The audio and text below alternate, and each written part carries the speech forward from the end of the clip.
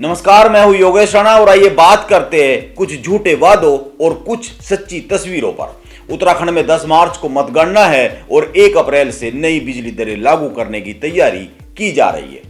और बिजली की यह महंगाई कोई 1-2% की नहीं है, पूरी 10.18% की बढ़ोतरी है। इसी को लेकर प्रदेश में आजकल जन सुनवाई चल रही है। इस जन सुनवाई में बहुत महत्वपूर्ण सवाल सामने आए हैं। एक बार इन सवालों को देख लेते हैं, फिर आगे बात करेंगे। पहला सवाल, बिजली कर्मचारियों को फ्री में बिजली क्यों दी जाती है। दूसरा सवाल, उत्तराखंड में बन रही बिजली प्रदेश के लोगों को कम दर पर क्यों नहीं मिल रही है, क्यों नहीं दी जाती है। तीसरा सवाल, बिजली विभाग के दफ्तरों में 24 घंटे लाइटें जलती है, फ्रिज चलते हैं, एसी चलते हैं, लेकिन कोई बिल क्यों नहीं लिया जाता है। चौथा सवाल, हरियाणा सहित बहुत सारे देश के प्रदेश है जहां पर फिक्स चार्ज नहीं है या फिर फिक्स चार्ज ना के बराबर है, लेकिन उत्तराखंड में क्यों लिया जाता है फिक्स चार्ज। पांचवा सवाल, हर माह के हिसाब से बिजली बिल क्यों नहीं आता है, इससे यूनिट कम होगी, बिल भी कम आएगा। छठा सवाल, बड़े बिजली चोरों के नाम सार्वजनिक क्यों नहीं किए जाते हैं, यह क्यों नहीं बताया जाता है कि कितने बिजली चोरों पर कार्रवाई हुई है। सातवां सवाल, क्या यूपीसीएल, पिटकुल और यूजेवीएनएल में बहुत ज्यादा भ्रष्टाचार नहीं है।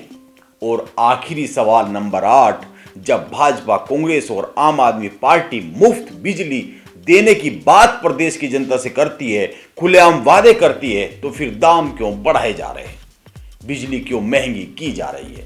मैं बता दूं, ये सारे सवाल मेरे नहीं है, ये सवाल उत्तराखंड की जनता के हैं, जो बिजली की दरें महंगी करने को लेकर प्रदेश में जारी जन सुनवाई के दौरान लोगों ने दर्ज कराए। इस समय प्रदेश में बिजली दरों में बढ़ोतरी को लेकर प्रदेश में जन सुनवाई चल रही है, देहरादून में हो चुकी है, इस पर सभी अखबारों में रिपोर्ट छपी है। 8 मार्च को कोट द्वार में जन सुनवाई होनी है। मेरा सवाल है इसी के साथ, जब प्रदेश में हर राजनीतिक पार्टी चुनाव में फ्री बिजली का वादा कर रही है, तो बिजली के दाम क्यों बढ़ाए जा रहे हैं, वो भी 1-2% नहीं, पूरे 10% से ज्यादा। हालांकि यह प्रस्तावित है और 1 अप्रैल से लागू किए जाने की तैयारी है, लेकिन और भी कई दिलचस्प आंकड़े हैं, उन पर बात करने से पहले फ्री बिजली के वादों को याद कर लेते हैं। पुष्कर सिंह धामी के मंत्री रहे हरक सिंह रावत ने 100 यूनिट बिजली फ्री देने की घोषणा की थी। हरीश रावत और प्रियंका गांधी ने उत्तराखंड के लोगों को 200 यूनिट बिजली फ्री देने की घोषणा की। केजरीवाल ने फ्री बिजली और 24 घंटे निर्बाध आपूर्ति का वादा किया।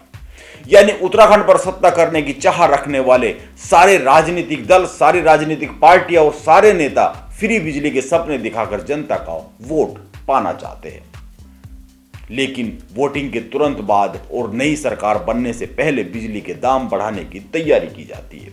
यानी वादे झूठे साबित होने का काम शुरू हो गया है।